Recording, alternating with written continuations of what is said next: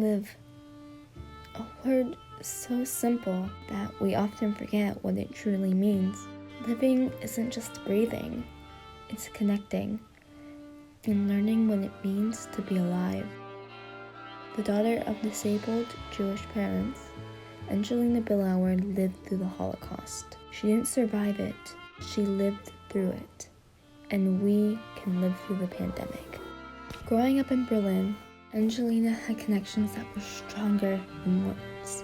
Losing these connections resulted in tragedies, such as her brother's suicide. But when these connections strengthened, it was impossible to lose them. That's when you start living. When Engelina and her family were forced out of their homes, Engelina's sister, Frida, chose to stay with her. If it wouldn't be for my sister, I would never have survived. They were transported from camp to camp. It was near the end of the war when their situation was most dire.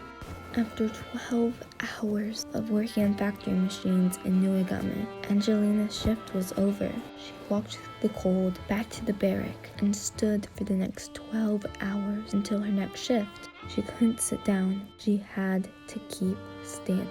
We have to live through it. In recounting her ordeal, Engelina pauses just before she says, "Live through it." She didn't say survive, she said live.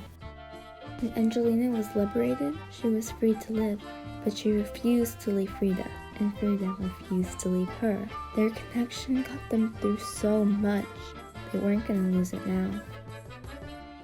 No one expected the Holocaust, and no one expected the pandemic. Being an only child, I have no one to talk to. Yes, I have my parents, but they've already lived. I haven't, and I don't know if I ever will. It's terrifying.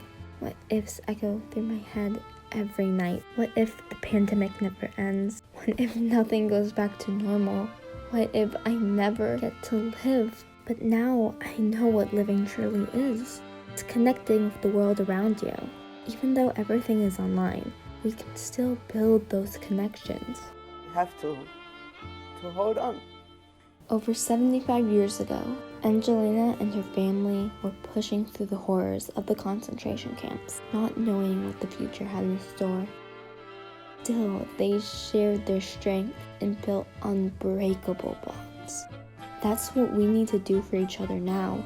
We need to give each other strength through our connections, not to survive, but to live. Engelina became stronger because she lived through the Holocaust. And years from now, we'll be stronger, for we lived through the pandemic.